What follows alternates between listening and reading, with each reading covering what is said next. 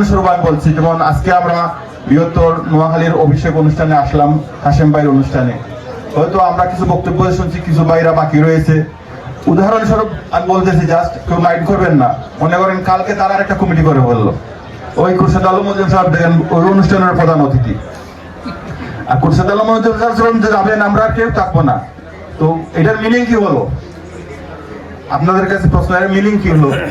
মানে যার যা কিছু করো, আমি তোমাদের সাথে আছি, এরকম একটা সমাজ চলে না। এভাবে যদি চলতে থাকে, আমাদের এই কমিউনিটির দীর্ঘদিনের যে আমাদের ব্যক্তিত্ব, আমাদের যে ঐক্যের এটা কিন্তু আর বেশি দিন থাকবে না, এভাবে যদি চলতে থাকে। এই জন্য আমার স্পেসিফিকলি প্রস্তাব হলো, বিশেষ করে আমাদের সর্বজন স্বীকৃত জনাব খুরশেদ আলম মজুমদার সাহেবের কাছে। উনি মসজিদ আমাদের প্রতিষ্ঠান, আমাদের সকলের স্থায়ী একটা প্রতিষ্ঠান। তারপরে আমরা যেহেতু আমরা মুসলমান, মসজিদকে আমাদেরকে প্রায়োরিটি দিতে হবে। তারপরে আমাদের সর্বজন স্বীকৃত হলো অ্যাসোসিয়েশনের প্রতিষ্ঠান। দুটো প্রতিষ্ঠানের দায়িত্বে কিন্তু বর্তমানে আছে।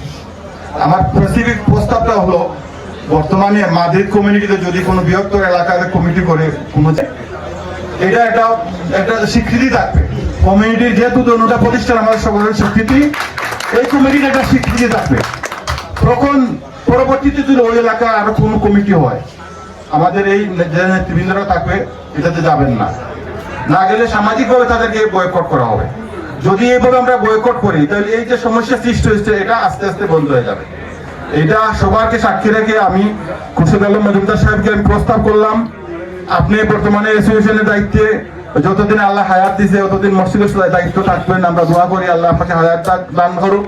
আপনি এইটা একটা রেজুলেশন আকারে মসজিদে এবং অ্যাসোসিয়েশনে করে রাখেন। পরবর্তীতে যদি কোনো এলাকা এরকম কমিটি হয়, আপনি আমি যদি যাই, আপনি আমাকে লিখে দিবেন, বলে এটা ঠিক মতো হয় নাই, রুল রেগুলেশন মেনে করে নাই, আপনি যদি বাধা দেন, অবশ্যই আমরা মানতে বাধ্য। এই প্রস্তাব রেখে সবার মঙ্গল কামনা করে আমি এখানে বিদায় নিচ্ছি। আসসালামু আলাইকুম ওয়া রাহমাতুল্লাহি ওয়া বারাকাতুহু। সরি, আমি বাইরে যাচ্ছি, আমার মোবাইলে ইন্টারনেট নাই, এটা জরুরি কাজ।